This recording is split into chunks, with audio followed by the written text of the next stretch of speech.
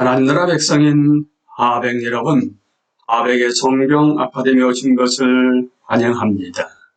이 시간은 이사야 15강 시간입니다. 함께 나눌 주제는 이사야 13장에서 27장의 주제인 열방의 왕입니다. 이사야 21장 1절부터 10절, 여섯 번째 신탁 바벨론. 해변 광야는 이 신탁에 대한 이상한 제목입니다. 그것은 전혀 바벨론에게 적용될 수 있는 것처럼 보이지 않기 때문입니다. 바벨론의 멸망이 분명히 부분의 절정인데 말입니다. 아마 그 바다는 사해일 것입니다. 그 주위의 해오리 바람은 엘람과 메대의 공격에 대한 강력한 시각적 이미지입니다. 파수꾼이 받는 혼비백산케 하는 소식은 거의 믿을 수 없는 것처럼 보입니다. 함락되었도다, 함락되었도다, 바벨론이에요.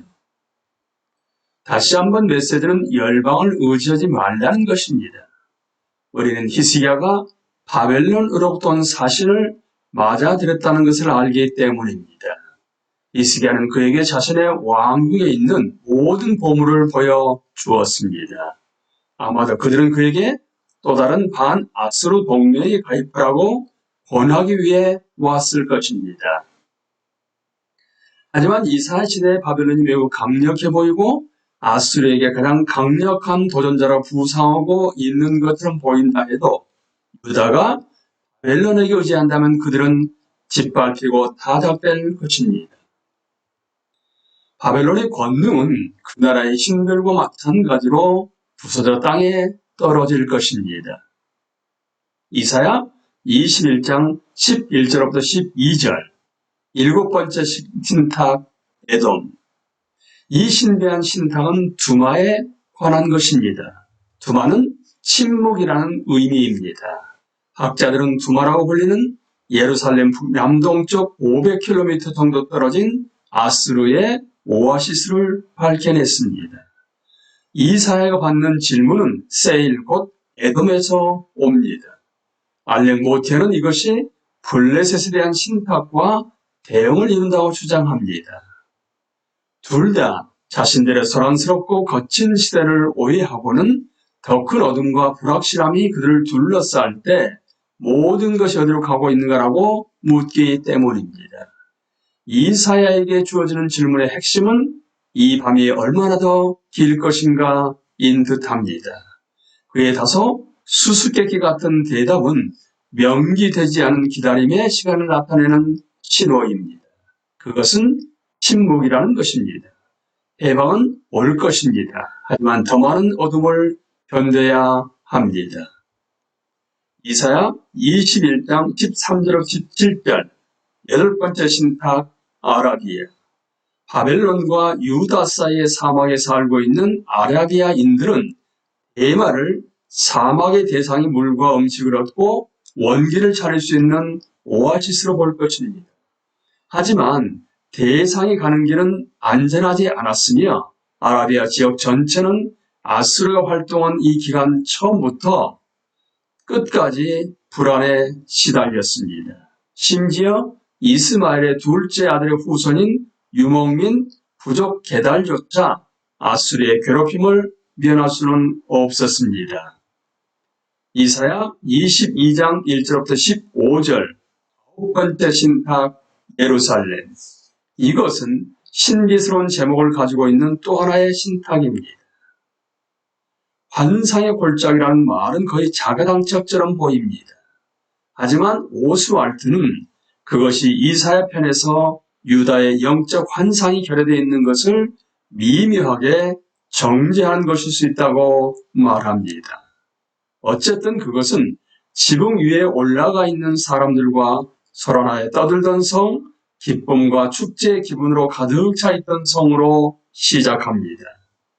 하지만 이사야는 그들이 경축하고 있는 것이 기껏해야 단기적인 해방일 뿐이라는 것을 봅니다. 그의 환상은 흥청망청하는 것이 수치로 바뀔 미래의 날까지 확장됩니다. 여기에서 미래의 묘사는 포위 공격을 포함하는 사건들에 대한 묘사인 듯합니다. 그것에 대한 성취는 열왕기하 25장 1절에서 4절에서 느부갓네살이 그 성을 점령했을 때 이루어진 것으로 묘사됩니다.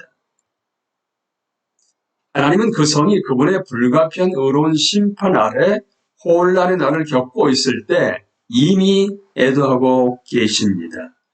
하지만 심지어 이 위기에서도 그들은 여전히 여호와를 의지하기보다는 자신들의 모기를 히스기야의 수로를 의지하며 그가 그들에게 한 회개라는 탄원은 받아들이지 않았습니다. 그래서 속죄 가능성은 없습니다.는 이사야 22장 15절에서 19절은 왕의 오른파전에 대한 장사 셈나에 대한 비난입니다. 그는 여기에서 하나님이 예루살렘에서 몹시 싫어하시고 거부하시는 모든 것에 대한 하나의 복이입니다. 자수성가한 사람을 허세를 부리고 특권을 자사로에 행사하고 심지어 왕에게나 합당한 묘시를 계획하는 사람입니다. 그는 자신의 노력으로 그 위치에 올랐으며 지금은 자신의 영광의 수레로 그리고 후손을 위해서는 그의 반석에 자기를 위하여 처소를 만들어 그 위치를 보존하고자 합니다. 하지만 민족들과 성에 대해서와 마찬가지로 하나님은 이 처세에 능한 사람, 민족적 부패에 대한 개인적 번복인 이 사람에 대해서도 언젠가 결산을 요구하실 것입니다. 이와 대조적으로 엘리야김은 하나님의 칭찬과 은총을 확보하며 셈나와 정반대입니다. 이 여호와의 종은 셈나 대신 임명될 것이며 백성들의 아버지로서 다른 것들을 걸을 수 있는 단단한 모처럼 신실하고 믿을 만한 종으로서 경건한 성품들을 보일 것입니다. 하지만 그런 메시아가 아닙니다. 어느 날 그 못은 부러질 것이며 거기 걸려있던 것들은 떨어질 것입니다. 아무리 훌륭한 인물이라도 통치의 무게를 다 견딜 수 없습니다. 누구나 결정적 약점을 갖고 있기 때문입니다. 예루살렘은 오직 신임적 통치자 임마누엘 의와 평강의 왕이 계시될 때 하나님이 의도하신 성읍이 될 수 있습니다. 본문 설교 개요 제목 단결의 어리석음 본문 이사야 22장 1절부터 15절 구조 이사야에서는 유다의 실수들의 목록을 개략적으로 말한다. 그 실수들은 하나님께 의지하지 못함으로써 야기된 단기간에 그랬던 판단에 의한 것입니다. 실수 1. 단기적 해방을 기뻐하지만 그 앞에 놓여있는 것을 받아들이기를 거부함. 실수 2. 인간의 계획들과 자원들을 의지하지만 하나님을 그것들의 공급자로 인정하지 않음. 실수 3. 위험 앞에서 치명적인 잔치를 벌이지만 회개하고 하나님의 자비를 구하지 않음. 실수 4. 셈나 자신을 위해 이름과 명성을 구축하지만 여호와께 대한 전적인 의존을 인정하지 않음. 결론, 엘리야금 같은 훌륭한 통치자조차 통치의 무게를 지기에는 충분하지 않습니다. 우리는 임마누엘이 와야 할 필요성을 상기하게 됩니다. 성경 공부 인도 22장 1절부터 4절 이 장의 전후 문맥을 보면 관상의 골짜기는 예루살렘입니다. 이 성읍에서는 무슨 일이 일어나고 있으며 이사야의 반응은 시민들의 반응과 왜 그렇게 다른 것인가? 22장 5절에서 7절 왜 그 선지자는 쓰라린 눈물을 흘리는가? 그가 받은 미래에 대한 환상은 무엇인가? 22장 8절에서 11절 이 구절들은 예루살렘에 대해 어떤 고발을 하며 왜 그런가? 22장 12절에서 14절 이 사건들에 대한 하나님의 관점과 그것들에 대한 예루살렘의 태도는 무엇인가? 22장 15절에서 19절 우리는 36장 3절 4절에서 엘리야김과 함께 형제의 셈나를 다시 만날 것입니다. 둘 다 히스기야 정부의 고관입니다. 셈나에 대한 하나님의 평가는 무엇인가? 이것은 무엇에 근거하고 있으며 하나님은 어떤 반응을 보일 것인가? 22장 20절에서 25절 이에 반해 엘리야김은 왜 하나님께 칭찬을 받는가? 하나님은 심지어 이 백성의 아버지에 대해서조차 어떤 경고를 하시는가? 적용. 이 장이 언약 백성을 언급하며 그렇기 때문에 교회에 대한 몇 가지 적용거리를 가지고 있다는 것을 기억하십시오. 우리도 어떤 식으로 예루살렘에서 보여지고 셈나가 전형적으로 나타낸 것과 같은 불경한 행동으로 되돌아올 수 있는지 탐구해 보십시오. 심지어 엘리야김이라도 다윗집의 무게를 감당하기에 불충분하고 이것이 그리스도와 복음 안에서 성취된 더 위대한 통치자의 필요성을 예시하는지 생각해 보십시오. 우리가 그리스도의 통치에 대한 필요성을 잊어버리고 사람들의 지도력에 의지할 수 있는 방법들이 있는 것인가? 이사야 23장 1절부터 18절 10번째 신탁 부록 23장 1절 14절은 다시스의 베드라 너희는 슬피 부르짖으라는 주문이 양쪽에 나와 있는 과의 노래 또는 탄식입니다.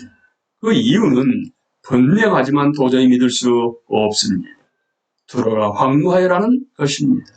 이 극적인 서두는 베니게의 상선들이 스페인 서쪽 먼 곳에 있는 베니게 식민지 다시스로부터 집으로 가는 길에 구브로에 기항했는데 갈 집이 없다는 말을 듣게 되었을 때의 모습을 묘사합니다. 유다에게 그것이 주는 의미는 강력한 통상관계에 의해 설명됩니다. 그 관계는 단일 군주정 시절부터 발전해 온 것이었습니다. 하지만 이제 지중해 사업의 중심이 멸망했습니다. 첫 번째 주기가 인간의 정치력은 군대를 찔리하는 것에 어리석음을 드러내면서 애고에 대한 진팍으로 끝난 것과 마찬가지로 두 번째 주기는 인간 무역과 상업의 취약성, 재물의 불확실성을 경고합니다. 서두의 구절들은 그런 불가능한 일이 일어날 수 있다는 것에 세상이 보이는 망연자실한 반응을 반영합니다. 무엇이 그것을 설명할 수 있는가? 23장 9절은 똑같이 망연자실한 대답을 제공합니다. 만군의 여호와께서 그것을 정하신 것이라. 모든 누리던 영화를 욕되게 하시며 세상의 모든 교만하던 자가 멸시를 받게 하려 하심이라. 그분이 바벨론 사람들을 아수르 사람들의 손에 복종시킬 수 있다면 베니게도 거기서 면제되지 않습니다. 하지만 어떤 경우든 그들의 패배는 최종적인 것이 아니었으며 우리는 아수르 자신이 궁극적으로 같은 운명을 맞이하려는 것을 이미 압니다. 그래서 마지막 부분인 23장 15절 18절은 17년 후의 회복 가운데 여호와께서 두로를 벌보시고 두로가 다시 세계 무역의 중심이 될 때를 내다봅니다. 하지만 대리 웨디 말하듯이 여기에서 역사는 종말론으로 바뀝니다. 이사야의 말은 두로가 나타내는 모든 것을 영원에 비춰보기 때문입니다. 재물은 하나님의 선물이며 그것은 궁극적으로 그것을 주신 분에게로 돌아갈 것입니다. 이 때문에 하나님의 백성은 재물을 가진 인간 소유자들의 재물을 신뢰하지 말고 모든 좋은 것을 주시는 분이신 여호와를 신뢰해야 합니다. 다시 한번 신뢰 문제가 가장 중요합니다. 유다는 무엇을 신뢰할 것인가? 인간의 번영인가? 신적 약속들인가? 24장에서 27장은 이 종말론적 주제를 계속 다룹니다. 종말론이라는 말은 촘촘하게 엮여있는 이 부분을 묵시적이라고 하는 것보다 더 나은 묘사인 듯합니다. 지배적 관점은 언제나 먼 지평, 곧 종말 혹은 끝, 하나님의 최종적이고 영원한 심판과 구원이 드러날 때입니다. 하지만 관심의 초점은 언제나 하나님의 백성 예루살렘 성입니다. 이것이 타락한 인류에 대한 하나님의 모든 은혜로운 역사의 궁극적 소재지이기 때문이기도 하고 또한 그 책의 지배적 의제는 앞에서 보았듯이 신실하지 못한 장기 성읍을 신실한 의의 성읍으로 변혁시키는 것과 관련되어 있기 때문이기도 합니다. 본문 설교 개요. 제목 인간 재물의 빈곤함. 본문 이사야 23장 1절에서 18절. 구조 그의 멸망에서 하나님을 인정하지 않는 인간의 재물은 신적 심판의 대상이다. 첫째, 부의 불확실성. 결과는 인간의 환멸입니다. 둘째, 하나님의 주권적 권위. 결과는 인간의 불안정입니다. 셋째, 회복의 약속. 결과는 신적 영광입니다. 성경 공부 인도 23장 1절에서 3절. 공부 지중해 금융추대에 대한 이 신탁의 첫 구절들에서 무슨 일이 일어났으며 왜 그것은 그처럼 충격적인가? 23장 4절에서 7절. 이 구절들에서 다양한 사람들이 보인 감정적 반응들은 무엇이며 그런 반응들은 그들이 두로를 어떻게 생각하고 있었는가에 대해 무엇을 보여주는가? 23장 8절에서 9절. 왜 두로 인간의 재물은 멸망했는가? 23장 10절에서 14절. 두로의 소멸이 다른 민족들에게 미친 결과들은 무엇인가? 13절에 나오는 아술에 대한 언급의 결과는 무엇인가? 23장 15절에서 18절. 왜 이것은 두로 이야기의 끝이 아닌가? 하나님은 장차 그 나라를 위해 무엇을 하실 것이며 그 이유는 무엇인가?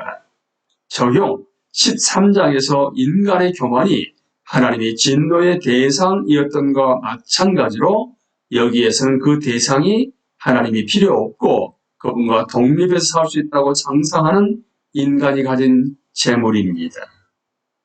현대 사회에서 이와 비슷한 것들 및 그것이 교회에 침투하여 그리스도인들을 그들에게 순응하게 하려는 미묘한 방식들을 탐구해 보십시오. 하지만 또한 하나님의 주권적 권위가 그분의 진노에 의해 나타난 것처럼 두로가 회복되어 그분의 영광을 위해 사용될 방법도 주목하십시오. 종말에 어떻게 같은 유형이 예언되어 있는지 계시록 21장 24절에서 27절을 보면서 비교해 보십시오. 시간 강의를 마치겠습니다. 감사합니다.